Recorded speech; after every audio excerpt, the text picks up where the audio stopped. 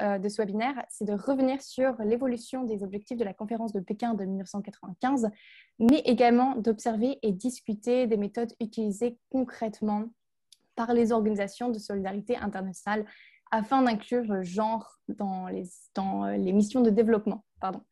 Alors, nous allons commencer avec une première partie, donc la partie institutionnelle.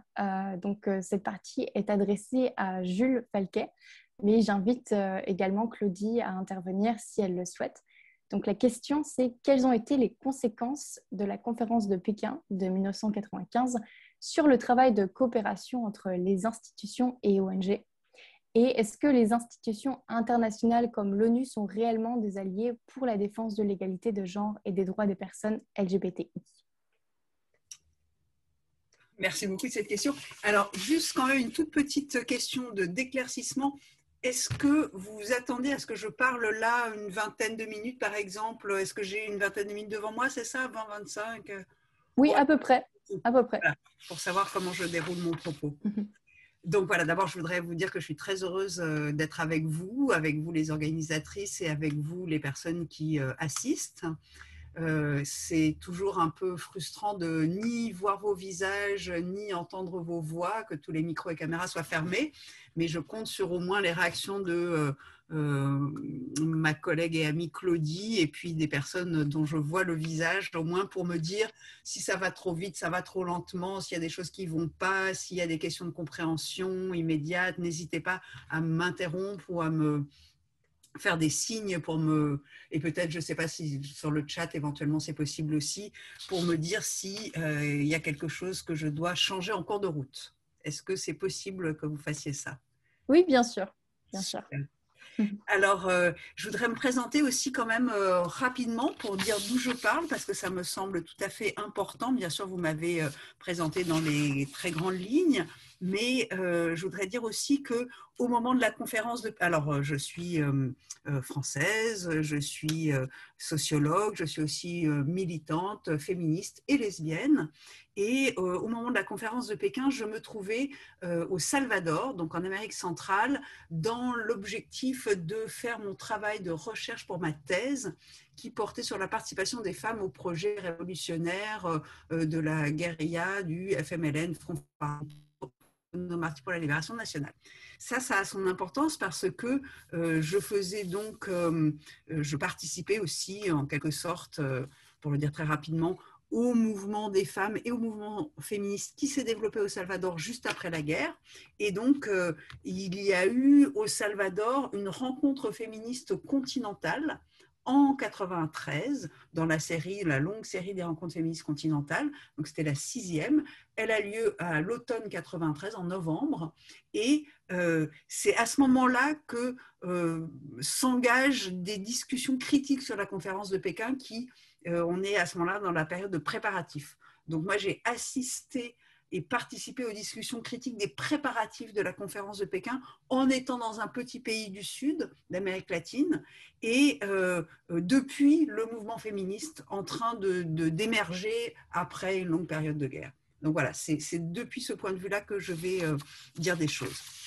Et je voudrais aussi essayer de rappeler quand même un tout petit peu, parce que je ne sais pas du tout qui nous écoute, qui participe, je ne sais pas quel âge les gens ont et je ne sais pas non plus de quelle région du monde, mais quand même je pense que c'est important de rappeler que la période politique et le contexte géopolitique de l'époque, et donc bon, tout le monde sait je pense que tout le monde se rappelle que le mur de Berlin est tombé en novembre 89, que l'Union soviétique commence à se désagréger, on va dire, et que donc les années 90 sont des années charnières de transformation et de mise en place.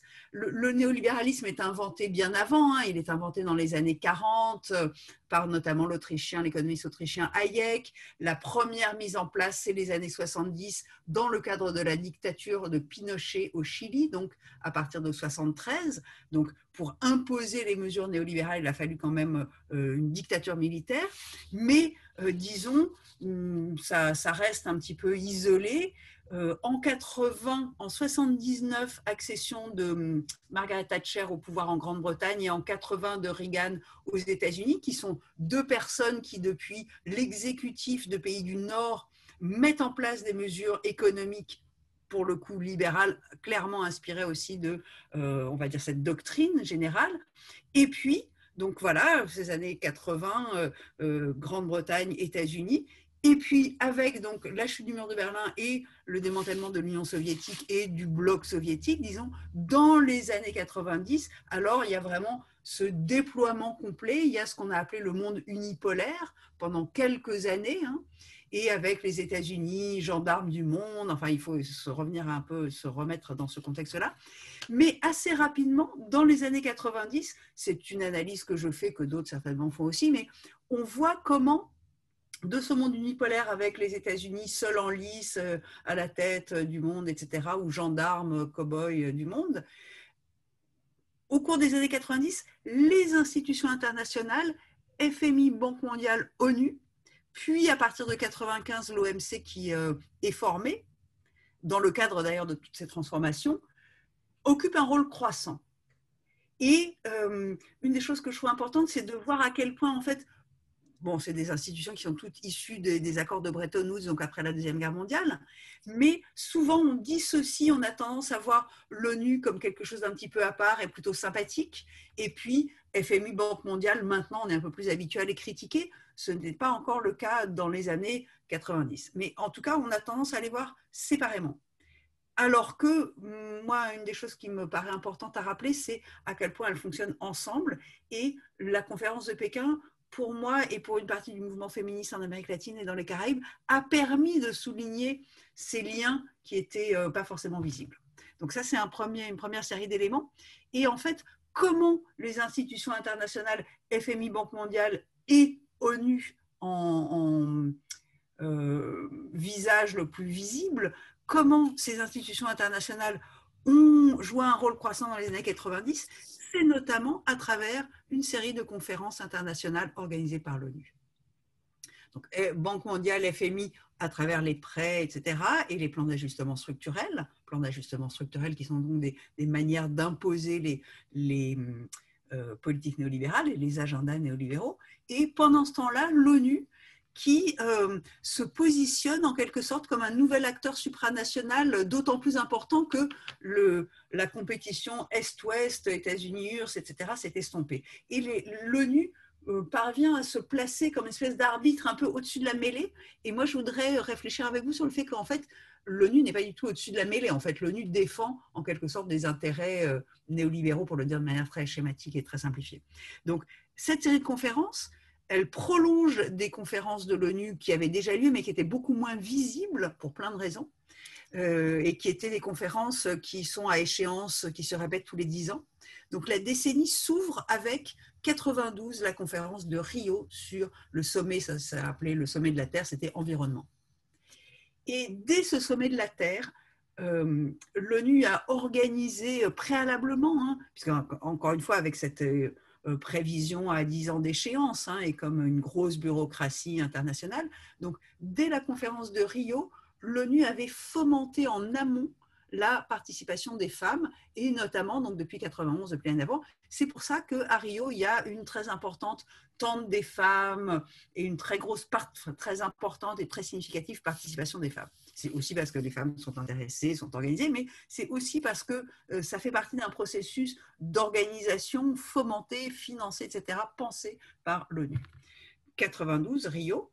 Et donc, l'environnement, c'est vraiment l'occasion de se placer comme au-dessus de la mêlée, comme sympathie pour tout le monde, etc. L'année suivante, conférence à Vienne sur les droits humains, avec une très forte participation à nouveau des femmes autour du thème « Les droits des femmes sont des droits humains ». Et donc considéré par beaucoup de gens, comme, en tout cas de femmes du mouvement féministe, comme une avancée, etc. L'année suivante, conférence du Caire sur les questions de population, qui fait suite notamment à une conférence à Bucarest en 74, à l'époque, donc 74, ensuite 84, je ne me souviens plus où c'était. Maintenant, ça peut pas retrouver. Et puis 94, le Caire.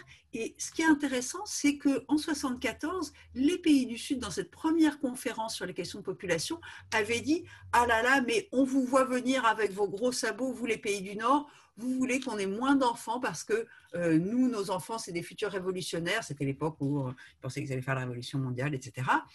Donc, on refuse ces conférences et ces politiques de population. C'est quelque chose de contre-révolutionnaire. Nous, on ne veut pas, on aura plein d'enfants, etc.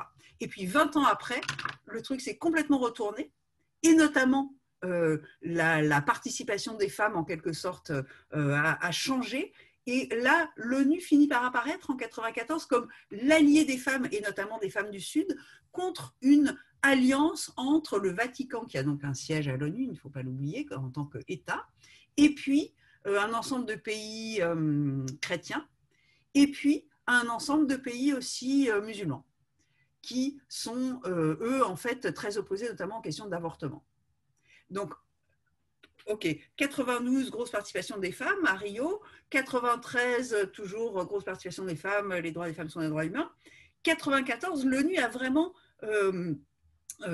réussi à assurer cette espèce de mue ou de transformation de son image, où l'ONU est vraiment apparue, alors que 20 ans avant, elle était critiquée, notamment sur ces questions. Maintenant, l'ONU apparaît comme très gentille et très alliée des femmes. Et 95, la conférence de Pékin, donc sur la question des femmes, c'est donc la 4e conférence mondiale, la première qui avait eu lieu à Mexico en 75. En fait, à Mexico en 75, les groupes féministes avaient protesté devant la conférence.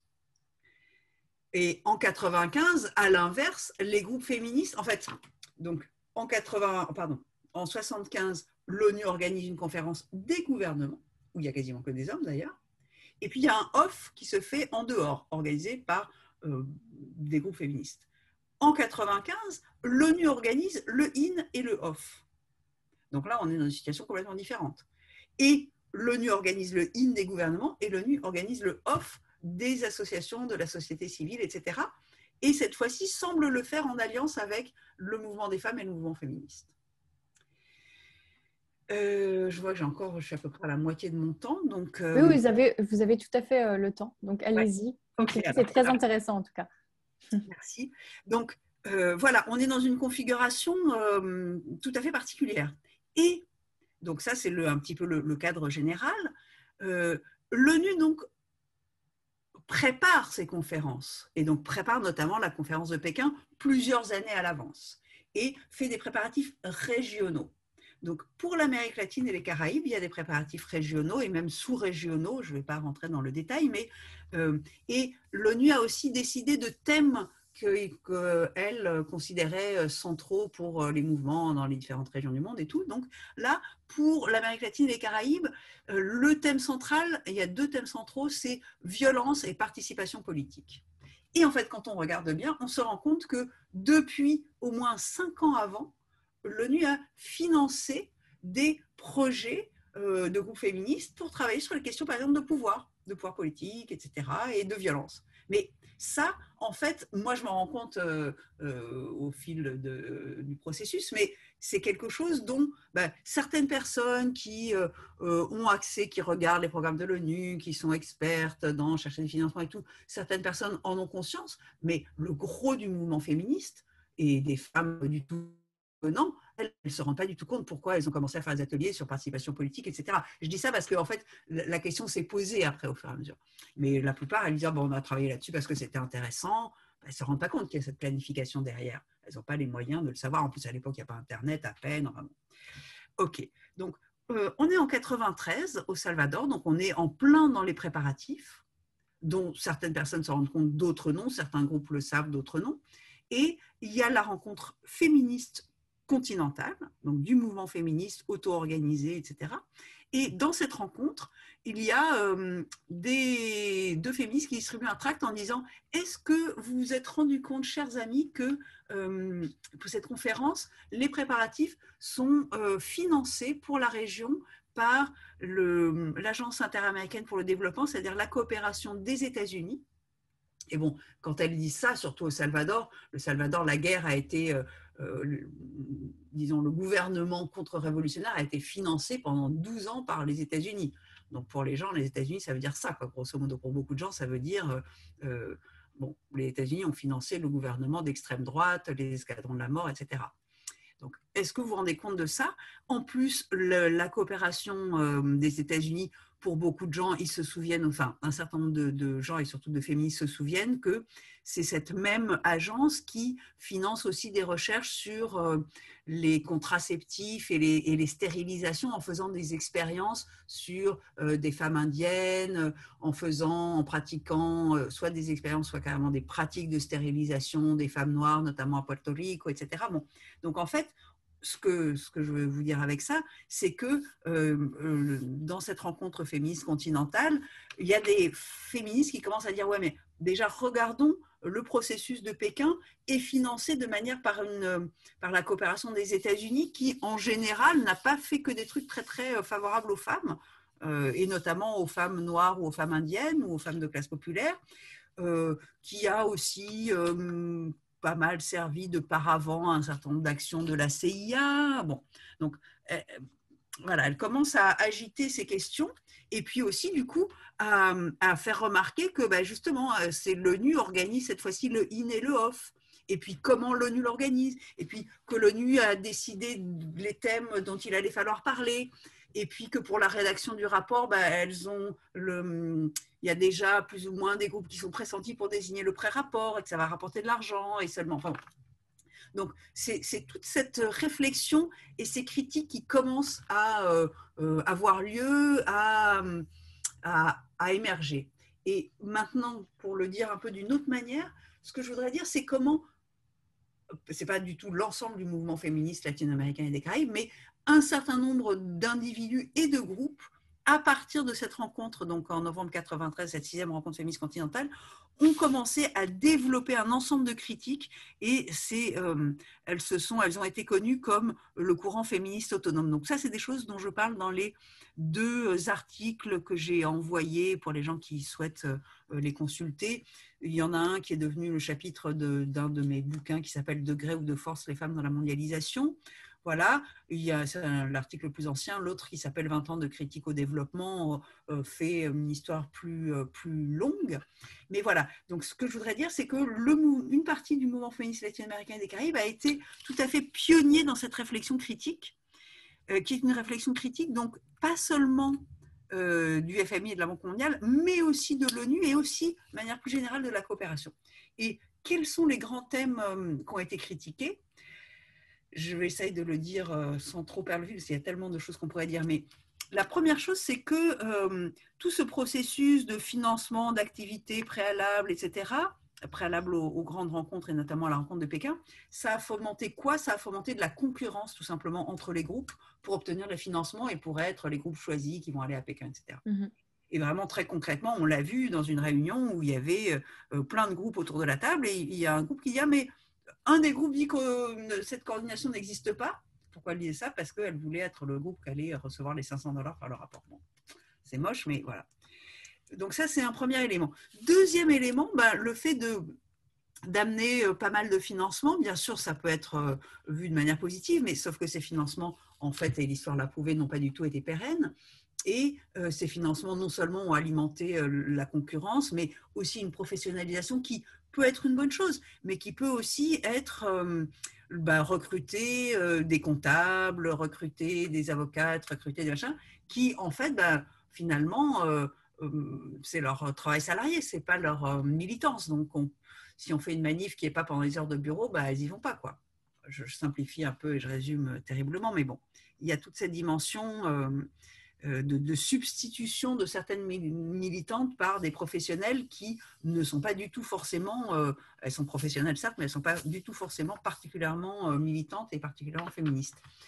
Et puis aussi, du coup, les financements dictent les contenus. en partie les contenus et la manière d'en parler, parce que on sait que c'est des financements qui, donc, la plupart du temps, ne sont pas pérennes. Il faut renouveler d'une année sur l'autre, ou tous les 2 ans, ou tous les 6 mois, etc. Et là, il y a tout d'un coup des financements pour violence et pour participation politique. Et puis, ça se trouve, l'année d'après, ça va être des financements pour l'enfance, parce que ce sera le thème de la prochaine rencontre. Et puis, encore après, pour l'écologie. Et puis, vous, si ce n'est pas votre thème, vous êtes bien ennuyé, ou alors il faut changer vos thèmes. Et puis aussi, il faut peut-être changer la manière dont vous les abordez, parce qu'il faut cocher les bonnes cases dans les demandes de financement. Donc, cette année, c'est plus féminisme, c'est genre, typiquement. Et je dis ça pour introduire un autre élément, qui est que quels ont été les thèmes mis en avant à la conférence de Pékin, notamment. D'abord, ça a été le vocabulaire et le concept même de genre, qui a bien sûr des aspects très positifs, mais qui peut aussi être considéré comme une manière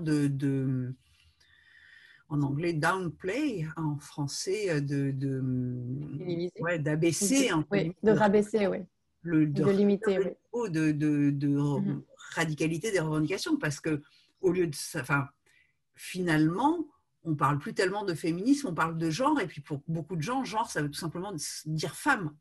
Alors, il y a énormément de trucs à dire là-dessus, je simplifie un peu la discussion, mais bon. Et puis, une autre chose qui a été très mise en avant à Pékin, il y a eu le microcrédit et il y a eu le gender mainstreaming. Alors, le gender mainstreaming, je ne sais pas si j'aurai vraiment le temps d'en parler, mais le microcrédit, en fait, pour les femmes, c'est à la fois quelque chose qui peut être très intéressant, qui peut avoir un intérêt, des avantages et tout, mais en même temps, le microcrédit, c'est... prendre un crédit, c'est s'appauvrir. S'endetter, c'est s'appauvrir.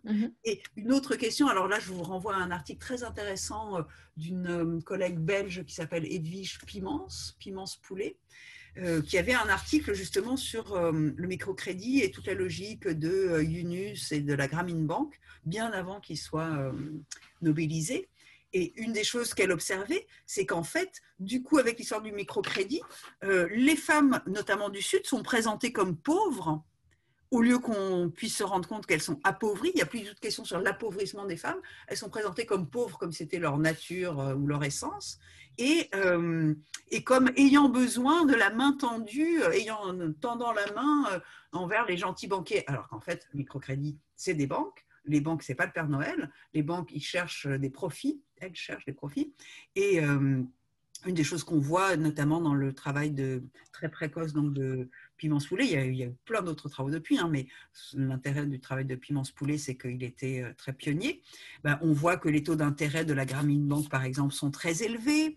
Et une autre chose, on voit qu'il y a plein de conditions assez désagréables, d'obéissance, etc., etc.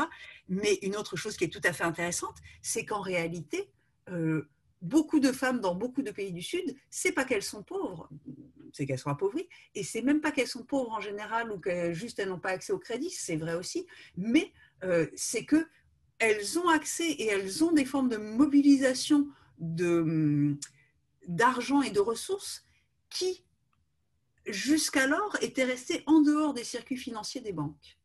Notamment pour l'Afrique. Je me permets de vous interrompre parce que nous allons passer à la partie de Claudie Vouet. Donc, merci beaucoup pour toute cette intervention qui a été absolument géniale. Et vous avez même fait une très, très bonne transition sur les microcrédits. Donc, je pense que Claudie Vouet va également en parler parce qu'elle a une grande expertise sur ces sujets-là. Alors, donc, nous allons commencer avec votre partie, Claudie. Donc, est-ce que vous avez les différents slides, le visuel que vous aviez préparé? C'est Margot qui le partage, alors, je pense. Margot lance alors on va mettre la première. Le visuel. Donc, le premier slide. Voilà. Alors, non, ça c'est pas le premier non plus. Voilà, le premier, il est là. Okay. Voilà, le premier. Donc, on a le premier maintenant. Donc, la première question que je vais vous poser, Claudie, c'est où étiez-vous dans votre parcours au lendemain de la conférence et quel a été le facteur de changement et quel a été le mot d'ordre? D'où est-il venu? Eh bien, moi, la conférence de Pékin m'a trouvée en Namibie, où j'étais depuis 92, où je travaillais en tant que bénévole. C'était avec une ONG britannique, puisque j'étais basée en Grande-Bretagne à l'époque. Et donc, j'étais la première bénévole internationale de cette association britannique qui avait beaucoup travaillé avec des réfugiés de la SWAPO. Hein. Donc, la SWAPO, c'était l'équivalent de l'ANC pour l'Afrique du Sud.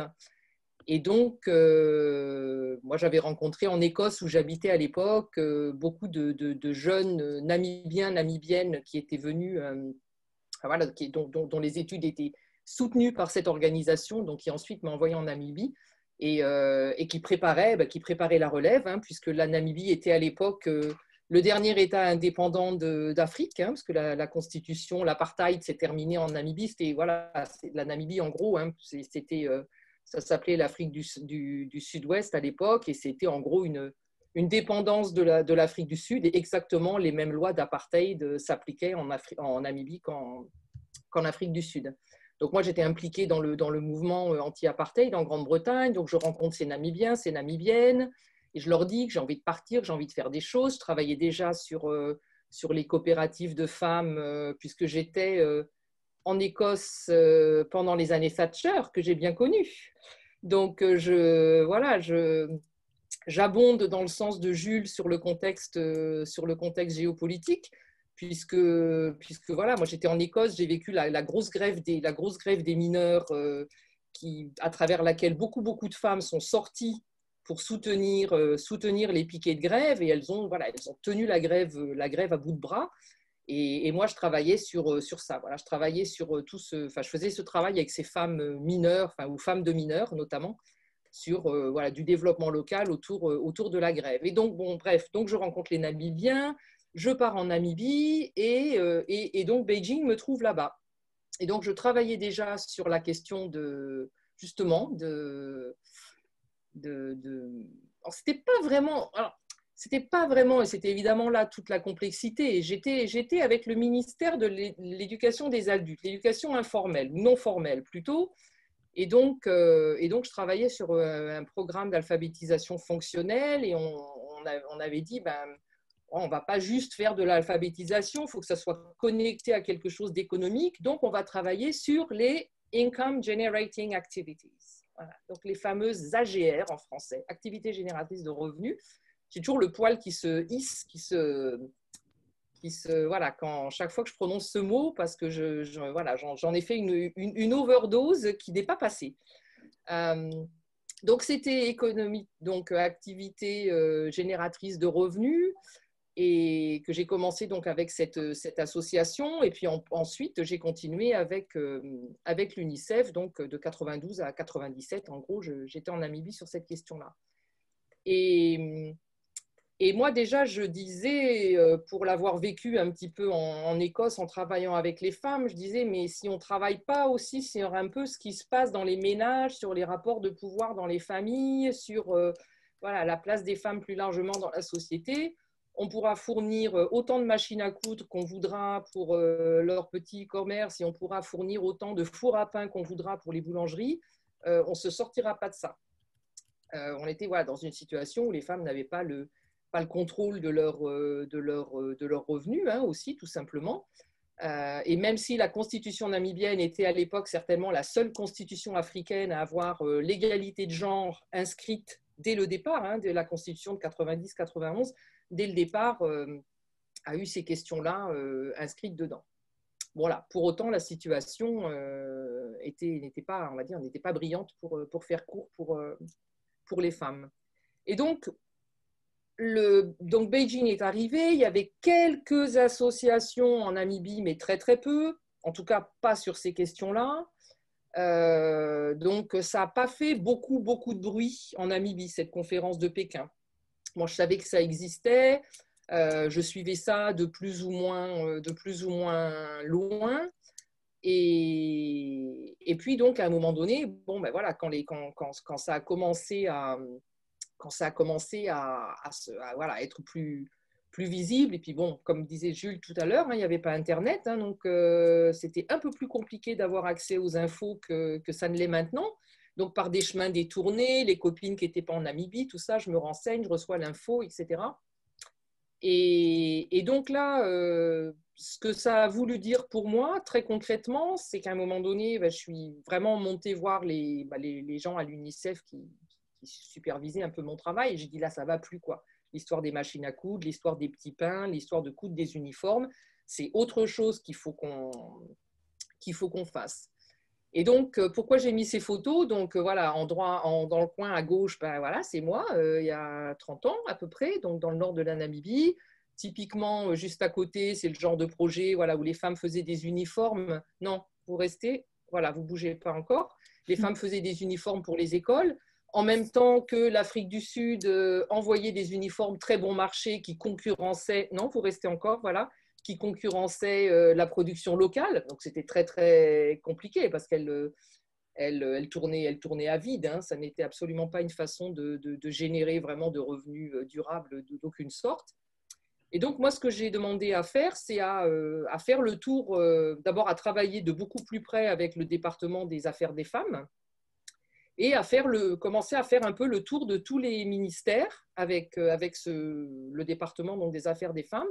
Donc, on a commencé à les toquer à toutes les portes, l'éducation, la santé, le tourisme, le commerce, en disant, ben voilà, la question des femmes dans votre secteur, ça se pose comment et qu'est-ce qu'il faudrait faire pour que ça change, etc. Et donc, on est arrivé en 97 avec cette première politique transversale donc, que j'ai retrouvée pour l'occasion, que j'avais toujours dans mes dossiers.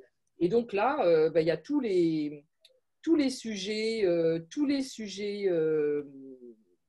qui étaient aussi les sujets de la plateforme de Pékin, mais qu'on a donc développé avec voilà, un diagnostic, d'où en était la situation, où était la situation des femmes à ce moment-là dans le pays, et puis qu'est-ce qu'il fallait faire pour que ça commence à bouger. En même temps que ça, il y avait déjà les Suédois, donc la coopération suédoise qui était déjà très, très active en Namibie, qui avait été très soutenante de la SWAPO et du mouvement de libération, avait à sa tête à l'époque à Stockholm une personne qui s'appelle toujours Caroline Hannan Andersson, qui était très affûtée déjà sur les questions de genre, qui est devenue ensuite la première directrice de la Division for the Advancement of Women, qui a préfiguré l'ONU Femmes. Et donc Caroline Hannan Andersson tout de suite a dit mais il faut vraiment soutenir ce processus-là. Donc la coopération suédoise était très présente pour soutenir tout ce début de transversalité dans les politiques namibiennes. Alors, on y parlait beaucoup de femmes. La question LGBT n'était pas du tout à l'ordre du jour. Hein, et d'ailleurs, en Namibie, il y a toujours voilà, les lois sur la loi de Sodomy Law n'est pas encore, par exemple, n'est pas encore sortie du cadre légal. Donc, on était vraiment typiquement sur la question de voilà, la pauvreté, la question des femmes vulnérables. Alors, un peu comme Jules disait, pas pauvres mais appauvries. Moi, je disais toujours pas vulnérables mais vulnérabilisées. Donc, voilà, il y avait toutes ces discussions-là et la question des violences qui est devenue assez rapidement très, très prégnante aussi dans cette situation là-bas en Namibie. Donc voilà un petit peu pour ça. Et les associations de la société civile étaient encore très, très faibles et on était vraiment dans une situation, enfin en tout cas la société civile des femmes, et on était plus dans cette situation, bon voilà, il n'y avait pas vraiment eu de révolution en Namibie, mais il y avait quand même une loi, une guerre d'indépendance qui avait été quand même très, très, très rude hein, entre les forces sud-africaines et les forces de la SWAPO. Et c'était un petit peu voilà, comme après la révolution en Russie, on disait bon, la révolution d'abord, puis on s'occupera des femmes après. Donc pour les ONG locales, en tout cas les associations locales, c'était un petit peu ça. Il y a tellement de boulot à faire sur le développement, il y a tellement de boulot pour remettre les choses à l'endroit après toutes ces années d'apartheid que la question des femmes voilà, n'était pas forcément vue comme un enjeu prioritaire ou un moteur particulier dont il fallait s'occuper. Ça, c'est venu un petit peu après, mais bon, voilà, après, moi, je suis partie. Très bien. Donc, voilà un peu pour ce que Beijing a voulu dire pour moi pendant on va dire, voilà, j'ai quitté la Namibie en 97, donc de 95 à 97, ça a vraiment été ce travail voilà, d'essayer de comprendre que la question de genre était quelque chose de beaucoup plus voilà, transversal, systémique, et qu'il fallait que tous les ministères s'y collent et que ce n'était pas avec le ministère simplement des femmes qu'on allait pouvoir gérer cette affaire. D'accord, très bien. Mais merci beaucoup pour, voilà.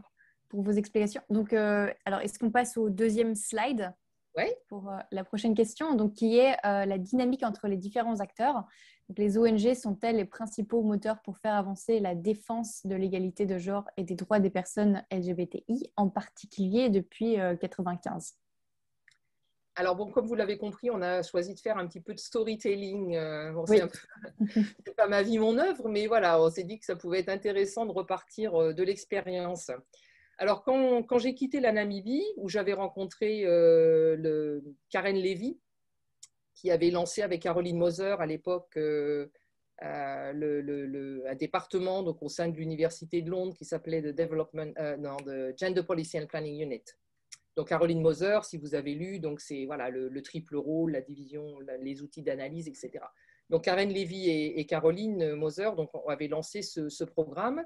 Et Karen Levy avait été envoyée par les Suédois en Namibie pour commencer à faire de la formation sur les questions de genre. Et on s'est rencontrés là-bas. Et quelques temps après, elle m'a dit, écoute, je ne sais pas où tu en es, mais moi, ça m'intéresserait que tu rejoignes notre équipe à Londres. Et comme j'étais un peu sur le départ, j'ai dit oui.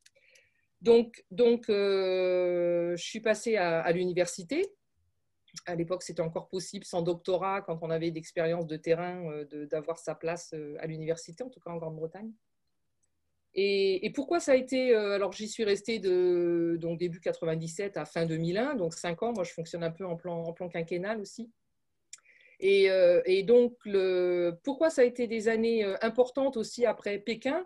Parce que, bon, Karen, entre autres, elle est l'autrice d'un outil et de toute une réflexion qui s'appelle donc The Web of Institutionalization. C'est un outil qui aborde la question de la transversalité. C'est un outil avec lequel moi j'ai beaucoup travaillé, avec lequel je continue à travailler beaucoup aussi.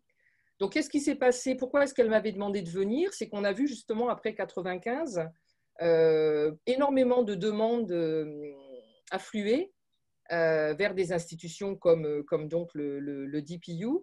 Donc, c'était des demandes surtout financées beaucoup par la coopération bilatérale ou multilatérale, qui travaillaient, donc pour rejoindre ce que disait Jules, qui travaillaient en soutien à différents gouvernements.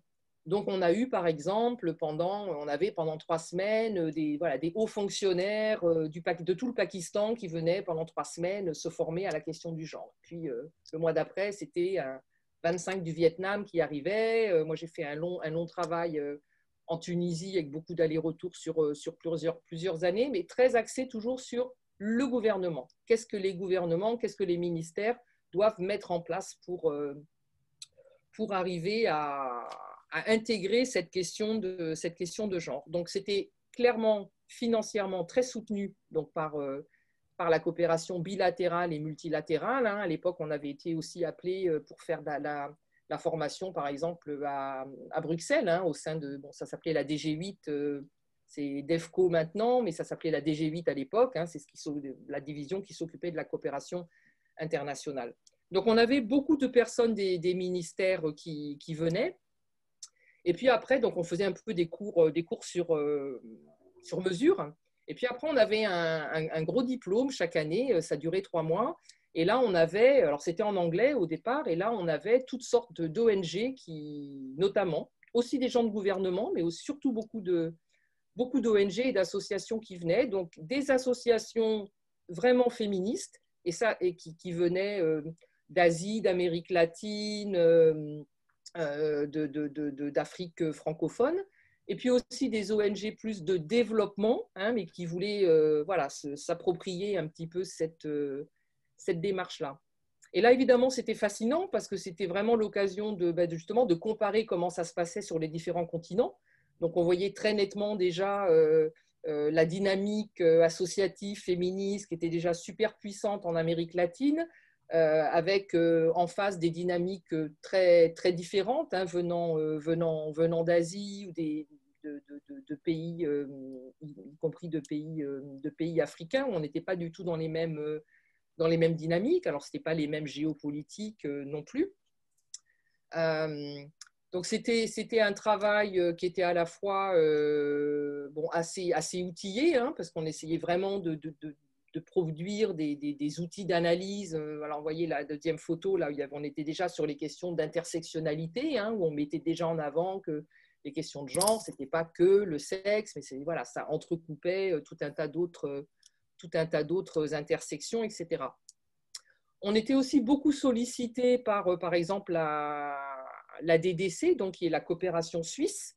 Et pendant très longtemps, moi, avec d'autres, de cette unité, donc on a travaillé à développer des outils, par exemple cette boîte à outils qui travaillait, c'était vraiment le début où on essayait de dire, voilà, il faut que la question du genre, ça arrive tout au long du cycle du projet, de l'analyse, à l'évaluation, etc., etc. Donc, on a beaucoup travaillé sur des outils, on a aussi mis en œuvre sur le terrain. Donc, Koumba, qui est à côté de la photo, là, elle est devenue ministre de l'Éducation ensuite au Burkina. À l'époque, elle travaillait sur l'alphabétisation et donc on avait fait tout un travail sur les villes moyennes au Burkina.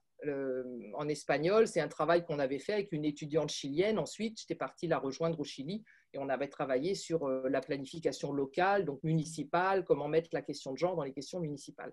Et puis, à un moment donné, on a commencé à avoir de plus en plus de gens qui nous écrivaient, qui avaient dû repérer que j'avais peut-être un nom qui était un peu à consonance française, et des gens qui écrivaient du Mali, du Burkina, d'un peu partout, de RDC, beaucoup, en disant, mais nous, on cherche, on voudrait se former à ces questions-là, ça commence à arriver, mais il n'y a rien en France. Il n'y a pas de cours sur les questions de genre en France. Dans nos pays, il n'y en a pas non plus. Et donc là, moi, j'ai clairement vu qu'il y avait quand même un assez grand décalage entre ce qui se passait déjà dans le monde anglophone, hispanophone, et puis ce qui se passait dans le monde francophone. Et donc, j'ai dit à ma collègue qui était égyptienne et très francophone, je lui ai dit, écoute, on tente le coup, pourquoi on ne ferait pas un cours aussi en français à Londres? Et donc, pendant 3 ans de suite, on a fait le même cours qu'on faisait en anglais, on l'a fait en français. Et on a eu énormément de monde. Donc là, sur la photo, il y a le Mali, il y a le Rwanda, il y a Djibouti, il y a Madagascar, Burundi, etc. Et donc, on a eu beaucoup de monde. Et ces gens-là, en revanche, contrairement à ce qui se passait avec les anglophones, surtout, eux ne savaient pas où aller pour obtenir de financement. Parce que justement, cette dynamique-là n'était pas du tout engagés encore dans leur pays. Il y avait très peu de bailleurs, de donateurs qui travaillaient sur ces questions-là. Et eux avaient par contre énormément de mal à trouver des financements. Donc, ils étaient partis toquer à la porte du ministère des Affaires étrangères en France. Et donc, un jour, j'ai reçu un appel du ministère des Affaires étrangères en France me disant « Mais c'est quoi cette histoire? Vous êtes française, vous faites des cours en français, mais à Londres. Nous, les gens nous demandent des sous pour aller chez vous, mais c'est à Londres. Pourquoi vous ne faites pas ces trucs-là en français ?» Et c'est un peu comme ça que de fil en aiguille, voilà, qu'en rentrant en France, l'idée de voilà, ce réseau ensuite genre en action est apparue. Très, très, très clairement, dans ces années-là, on était encore aussi beaucoup sur la question du genre, même si on parlait déjà d'intersectionnalité, on était quand même dans des choses encore un peu binaires. Ça dépendait vraiment des pays. Il y a vraiment des gens, par exemple, les Indiens, les Indiennes venaient beaucoup plus facilement dans le cours en posant vraiment la question des communautés LGBT. En revanche, avec l'Afrique anglophone, par exemple, c'était même pas la peine d'aborder le sujet. À l'époque, dès qu'on abordait le sujet, c'était une sorte de blocage. Donc, c'était vraiment à géométrie variable. Mais je dois dire que pendant ces années-là, bon, là, j'ai fait une grosse dizaine, 95-2005. Les questions LGBTI, elles apparaissaient, mais vraiment en filigrane. Ça n'émergeait pas vraiment dans les demandes, dans les préoccupations des gens qui arrivaient dans nos cours. C'est nous, souvent, qui le mettions sur la table pour pouvoir en discuter plutôt que le contraire. Très bien. Alors, nous allons passer au troisième. Il faut garder le temps avec moi parce que je slide. Oui, alors, encore 5 minutes à peu près, puis après Alors, on peut passera à une passer à la petite, prochaine. Si... la prochaine. Donc, le prochain Ok. slide, Margot. Donc là, vous allez parler des perspectives et exemples régionaux, donc anglo-saxons, Amérique latine et Afrique et Europe.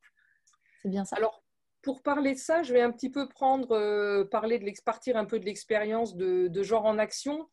Alors, ces années-là, 2005-2015, voilà, 2005, on était en plein dans les objectifs du millénaire pour le développement. Ensuite, on a enchaîné sur les ODD. Et moi, j'appelle ça Oh my God, Oh my genre, parce que je crois que c'est aussi là qu'on a commencé un petit peu à perdre encore plus le fil.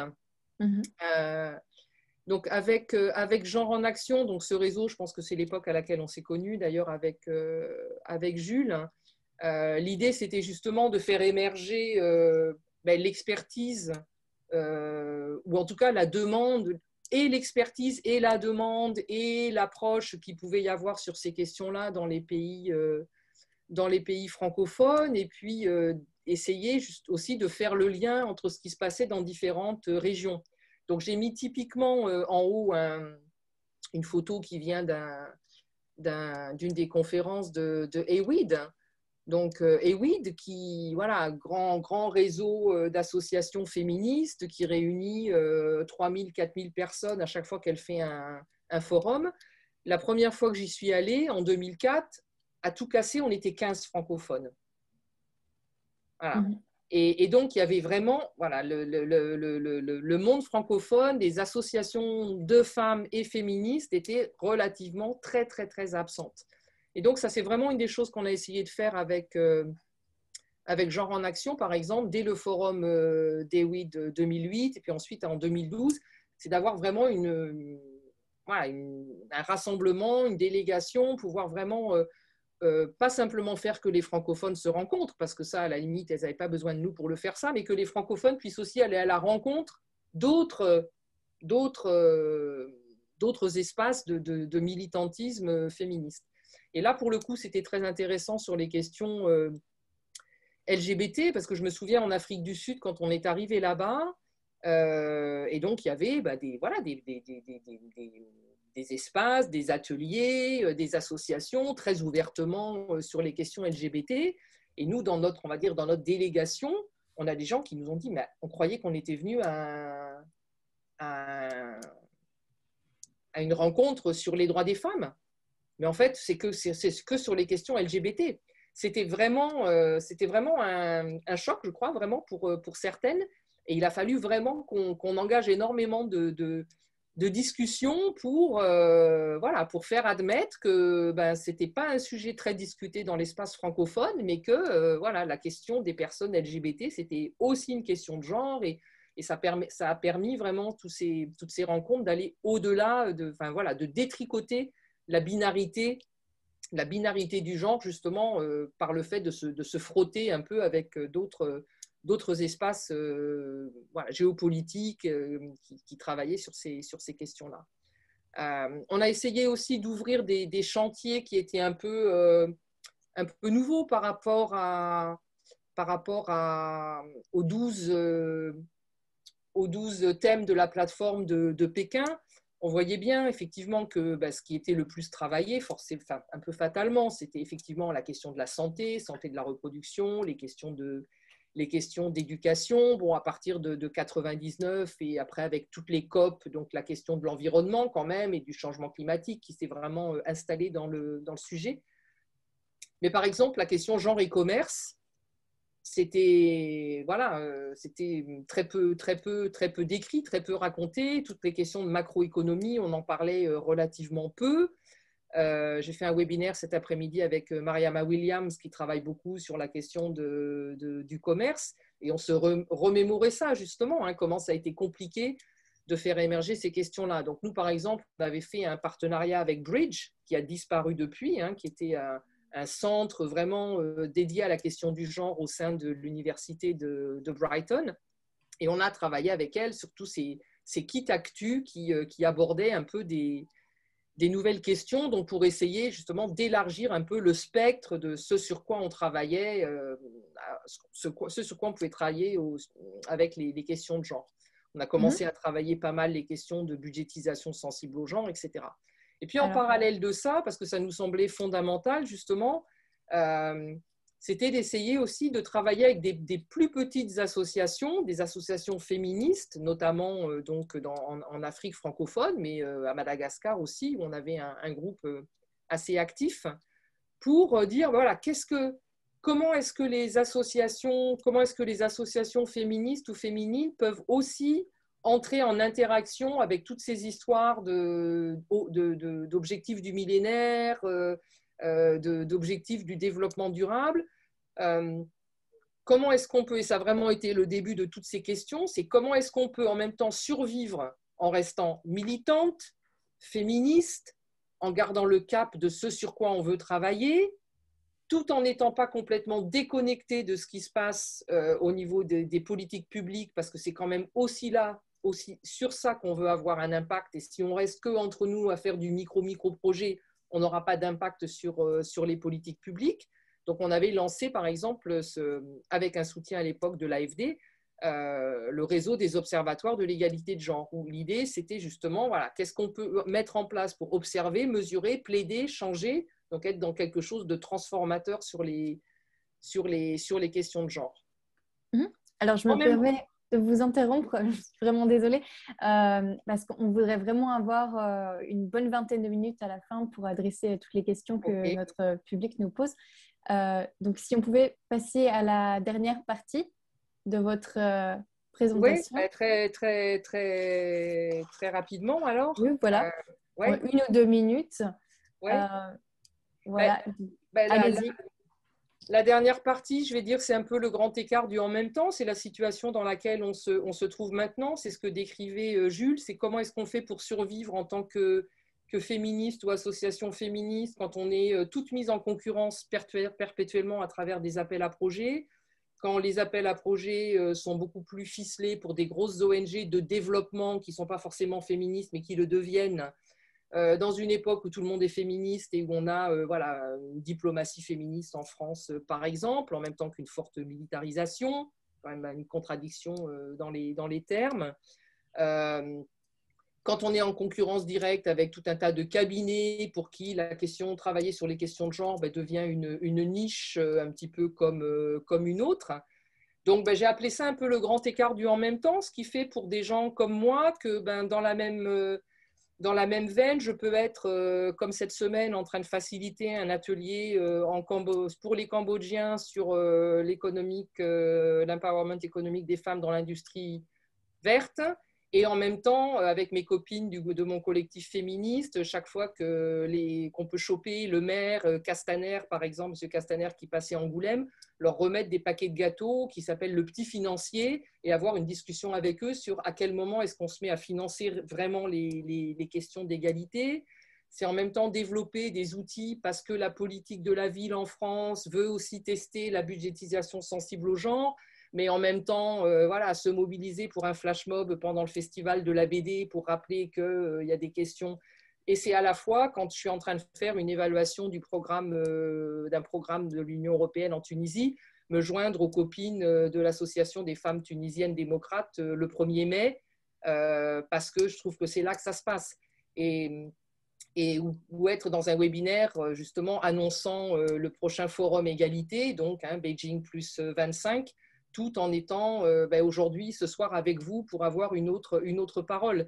Et pour moi, c'est un grand écart permanent actuellement d'être à la fois quelqu'un qui travaille sur ces questions-là, mais quelqu'un qui ne veut pas lâcher le bout de la militance. Et c'est c'est pas simple parce que je crois vraiment à la valeur du militantisme. Je crois vraiment à l'importance localement de se mobiliser, d'aller faire des collages la nuit, et puis d'interpeller vos politiques à tous les niveaux dès que vous en avez l'occasion.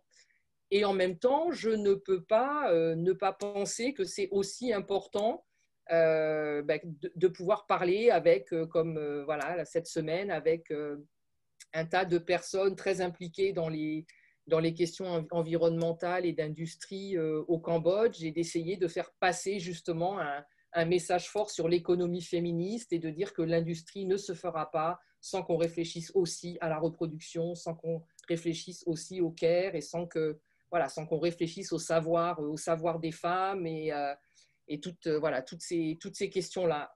Et bon, voilà, pour Bon, eh bien, merci revenir à ce que beaucoup. disait Jules, effectivement, on est à une époque où il y a beaucoup de professionnels du genre qui peuvent d'ailleurs très bien faire leur travail, mais ça s'arrête à 17 heures.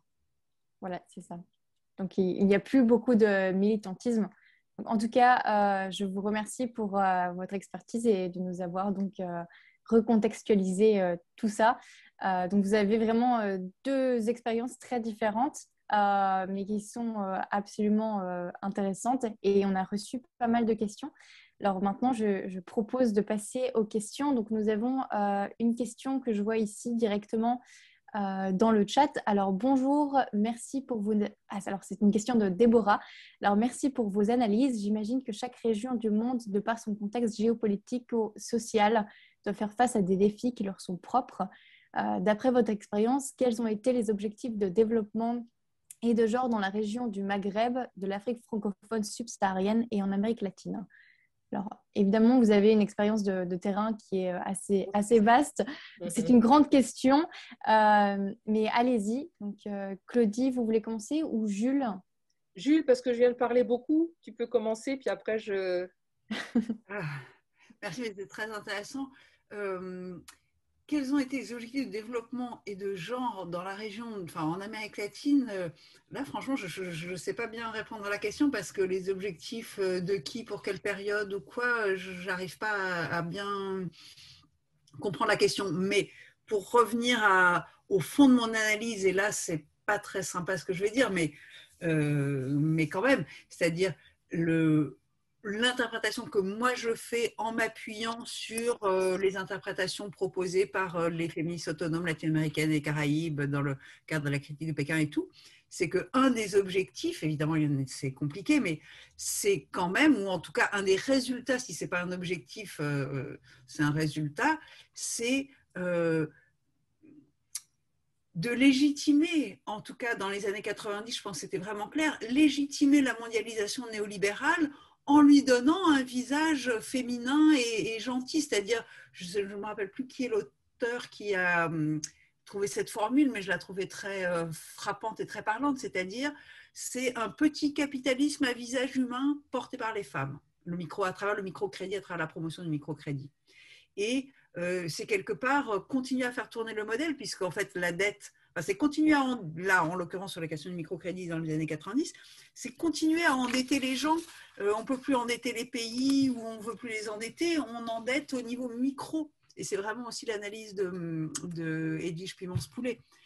Donc voilà, donc les objectifs très concrets, ponctuels, je ne sais pas quelle année, quel pays d'Amérique latine, mais de manière générale, il me semble quand même que au-delà de la bonne volonté de plein de gens, de plein d'associations, de plein de féministes, y compris placés dans les institutions internationales, mais la logique globale des choses, c'est quand même de continuer à faire tourner le truc et de le légitimer. En tout cas, vraiment, beaucoup de parties des féministes latino-américaines et des Caraïbes se sont vraiment demandé à un moment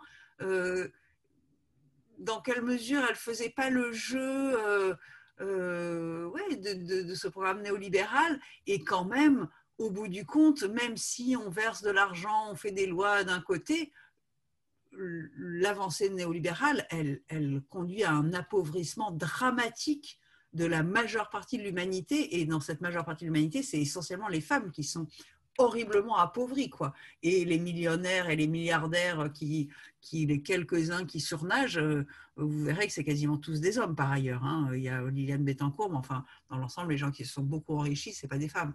Mais par contre, les gens qui sont énormément appauvris, c'est des femmes racisées, c'est des femmes du Sud, c'est des femmes rurales. Il y a cet appauvrissement, et il y a aussi la catastrophe climatique, qui d'ailleurs impacte en premier lieu, en général, les femmes, hein, que ce soit le manque d'eau, que ce soit l'obligation de se déplacer, voilà, tout ça, c'est les femmes qui prennent en premier lieu. Donc voilà, je m'interroge sur l'opportunité de continuer à donner un visage souriant ou à mettre des pansements sur cette marche néolibérale qui est extrêmement problématique, quoi. Ouais. Après, je pense qu'il y a aussi, puisqu'on parle de poussée, c'est vrai qu'il y a cette poussée voilà, néolibérale en continu. Si on prend la question du Maghreb, bon, je ne suis pas une experte du tout sur le Maghreb, mais on ne peut pas mettre de côté ce qui s'est passé autour des printemps arabes et de ce qu'on a pu voir émerger et de ce qu'on a pu croire qui allait émerger à ce moment-là. Et là, avec des différences très, très palpables, puisque en Égypte, bon, la plupart des gens s'accordent à dire que la situation des femmes égyptiennes par rapport à ce que à l'avant Place Tahrir, il y a eu zéro évolution, voire régression. Et puis voilà, tout ce qu'on a pu voir aussi de violence contre les femmes aussi sur la Place Tahrir. Après, quand on prend des espaces, par exemple, comme la Tunisie, c'est toujours très intéressant. On met toujours la Tunisie en avant comme un des pays du Maghreb où justement la question des femmes a été toujours très, très, très, très vivace. Et c'est toujours intéressant en Tunisie parce que c'est un espace qui a vécu à la fois la grande tentation du féminisme d'État. Et puis donc d'un certain un peu ficelage des associations féminines et féministes. Et puis il y a eu effectivement une sorte de grand rebond là après la révolution tunisienne. Et je vois maintenant à quel point elles sont super vigilantes. C'est-à-dire qu'elles sont toujours là et elles peuvent être soutenues par exemple, un projet de l'Union européenne. Et là aussi, c'est le grand écart. Parce que comment on fait pour continuer ces activités quand on veut aussi faire un peu un passage à l'échelle, quand on veut avoir aussi les moyens d'impacter un peu plus largement, on accepte l'argent de qui, quel compromis est-ce qu'on fait avec le pouvoir de l'argent, sachant que quand on n'en a pas du tout, on n'a aussi pas trop de pouvoir. Mais en même temps, voilà, je trouve qu'elles ont trouvé une dynamique qui, moi, me semble assez pertinente, quoi, de mener à la fois des projets qui sont peut-être un petit peu plus conventionnels sur l'empowerment économique, sur beaucoup de travail sur les violences, mais en même temps, voilà, elles sont là, elles sont dans la rue, dès qu'il y a un truc qui ne va pas, elles le disent, elles sont dehors, elles interpellent les députés, et donc je pense qu'elles ne se sont pas laissées bouffer par justement, elles ne se sont pas laissées, on va dire embrigadées par ce côté justement projet soutenu par les bailleurs, et ça je trouve ça plutôt chouette. Et je pense qu'en Afrique francophone on peut trouver un petit peu de tout. C'est vrai que le féminisme d'État, je veux dire, on a les pays où la première dame gère les associations de femmes, donc ça, voilà, on connaît le syndrome de la première dame, mais il y a quand même pas mal d'associations féminines et ou féministes. Bon, on ne va pas rentrer dans le débat, mais qui se disent féministes, d'autres qui ne se disent pas, et d'autres qui expliquent pourquoi elles ne se le disent pas, mais bon, voilà, en tous les cas, qui font des choses intéressantes. Bon, je pense à la RDC, autour de la question des conflits, la question des violences, après la résolution 1325 dans les années 2000, aussi ce que ça a permis aux associations de faire sur ces questions-là. Et puis, en même temps, on voit aussi depuis 4 ou 5 ans, là, vraiment de jeunes associations féministes qui se sont emparées des nouvelles technologies. Voilà, le MeToo sénégalais est en pleine puissance. Il y a des féministes qu'on connaît bien, enfin voilà, Fatou Sow, etc. Toutes ces femmes de cette génération qui régulièrement remontent des trucs. Là, elles ont un groupe de réflexion qui s'appelle Le Griffe, où justement, elles travaillent sur la décolonisation. Elle travaille sur le féminisme africain. Elle travaille pour aussi lutter contre cette étiquette qu'on leur a collée pendant longtemps, qu'elles étaient d'accord africaines, mais enfin bon, vu qu'elles avaient étudié et vécu à Paris, à Genève ou au Canada, elles n'étaient pas vraiment africaines et que donc leur leur idée féministe n'était pas non plus vraiment une idée féministe africaine. Et donc, elles ont toujours lutté contre ça. Et je les vois revenir à la charge régulièrement, même si on ne trouve pas encore... Bon, moi, je recherche souvent des textes d'auteurs et d'autrices africains, africaines sur les questions de genre, même si la production universitaire, à mon avis, voilà, est encore en deçà de ce qu'elle devrait être, mais bon, pour des tas de raisons, je jette la pierre à personne. Il y a quand même une production académique en recherche qui est quand même, voilà, qui est super intéressante. Et donc, je pense qu'on a de bonnes raisons d'espérer. Le, le danger, pour moi, le danger vient effectivement de ces financements que les pays avec des intentions bon, qui seraient trop longues à expliquer, mais qui contribuent encore une fois à la mise en concurrence où les petites associations ne peuvent plus survivre. Dire, voilà, maintenant, à moins d'avoir un chiffre d'affaires avec au moins 4 chiffres avant la virgule ou au moins 3 chiffres avant la virgule, c'est juste pas possible de postuler à quoi que ce soit. Donc, comment on fait en tant que mouvement féministe? Comment on fait pour, surtout voilà, en Afrique où tout le monde a aussi besoin d'avoir un métier à côté, voilà, comment est-ce qu'on fait?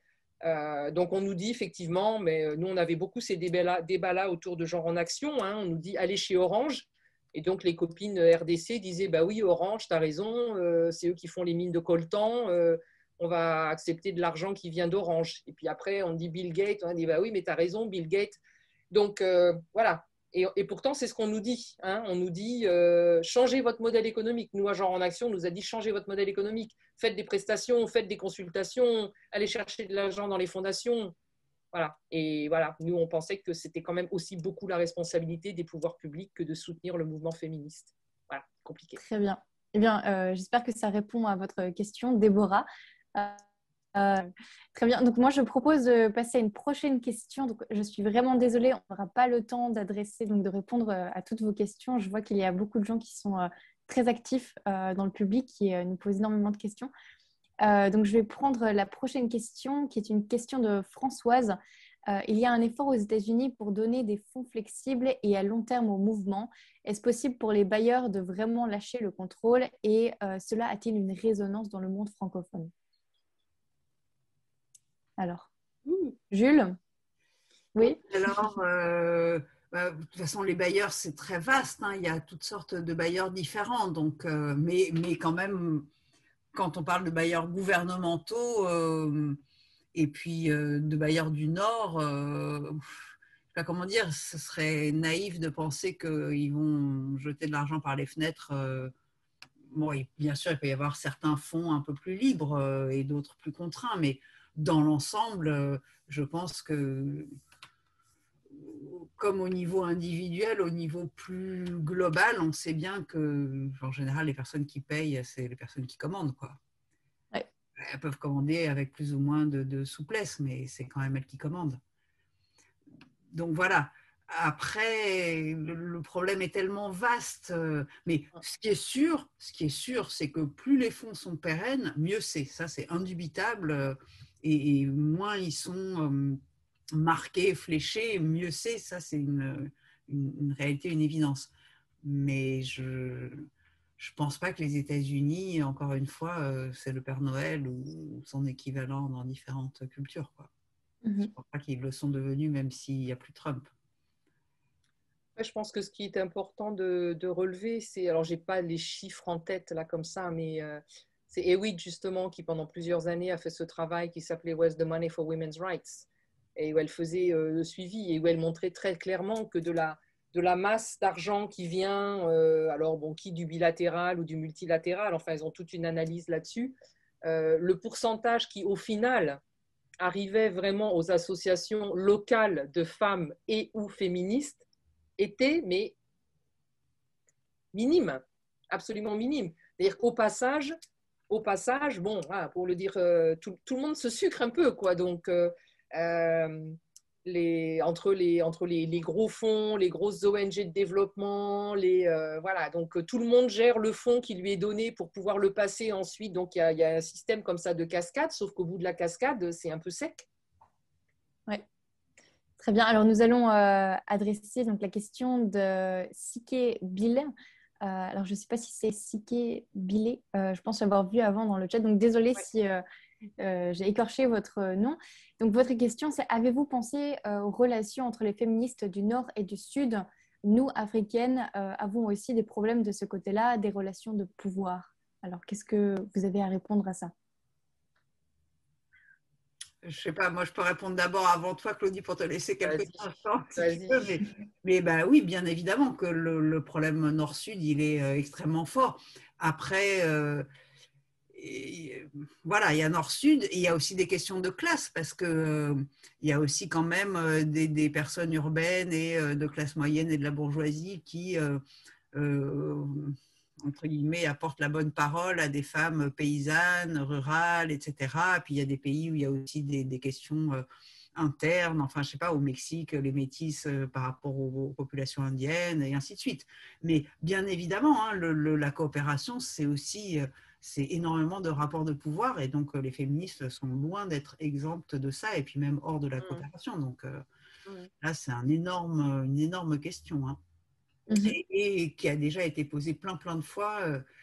Les réponses sont diverses, mais de manière générale, quand on est dans la solidarité, déjà, on n'est pas sur un pied d'égalité. Moi, je dirais, moi, en tant que femme du Nord ou féministe du Nord et blanche et tout ça, j'aime pas être dans des groupes de solidarité parce que ça veut dire que je suis pas à égalité avec les gens dont je me solidarise. Donc, c'est pas très chouette, quoi. C'est pas ma modalité d'action préférée. Après, on n'a pas toujours le choix, mais Bah, oui, je m'inscris dans ce que vient de dire Jules. Enfin, nous, c'est des questions qui étaient récurrentes au sein de Genre en Action, puisqu'on avait voilà, voulu avoir une présidence double. Donc, chaque fois qu'il y avait quelqu'un du Nord, il y avait quelqu'un du Sud. Le CA, c'était 50-50. Enfin, voilà, toutes ces questions-là, on avait essayé voilà, de faire de notre mieux pour, ne serait-ce que d'un point de vue des instances, hein, d'être dans cette dynamique-là. Mais c'est bien évident que pour des tas de raisons, hein, le fait d'avoir plus accès à l'information, le fait d'avoir plus accès à des tas de choses, ça redistribue le pouvoir effectivement d'une manière qui est pas équitable. Donc oui, et puis après au sein même des pays, c'est très clair. Hein. Bon, ben, on le voit, il y a souvent on dit voilà, il y a une jet set du féminisme qui s'est créée aussi, effectivement. Hein, c'est quand même toujours un peu le même groupe qu'on voit partir un jour à la CSW à New York. Enfin voilà, il y a des gens effectivement et féministes et qui par ailleurs peuvent faire un excellent travail. Hein, mais on voit très bien que oui, que la question de classe, la question d'âge, là qui est aussi extrêmement importante, entre en ligne de compte. C'est évident. C'est évident. Et puis, il y a et puis maintenant, comme effectivement le fait d'être en partenariat avec des associations du Sud devient aussi un peu, ça commence à faire partie un peu de l'éga-conditionnalité. Donc, à partir du moment où vous êtes un peu choisi comme en tant qu'association du Sud pour être les partenaires officiels de l'association machin qui est basée à Paris ou à Genève ou quoi, ben, ça vous donne aussi voilà, certaines prérogatives par rapport à d'autres associations qui, elles, localement, n'ont pas ces ramifications vers l'international. Donc, et puis après, ben, toute la question de la décolonisation des savoirs féministes, effectivement, bon, question de l'universalisme, enfin voilà, toutes ces questions-là qui sont toujours et toujours à l'ordre du jour. Et c'est tant mieux. Et c'est tant Très mieux. bien. Très bien. Alors, on va prendre une dernière question, la question d'Amandine. Alors, les projets de développement peuvent s'appuyer sur les militantes féministes locales. On observe ça pas mal au Bénin. À quel point cette stratégie peut fonctionner sur le long terme? Alors déjà, bonjour à Amandine, avec qui j'ai travaillé il n'y a pas très longtemps, Ah. il me semble. Alors, qu'est-ce que c'est déjà la question d'Amandine? Alors, s'appuyer sur... voilà. Ben, S'appuie sur des féministes locales et à quel point est-ce que cette stratégie peut fonctionner sur le long terme?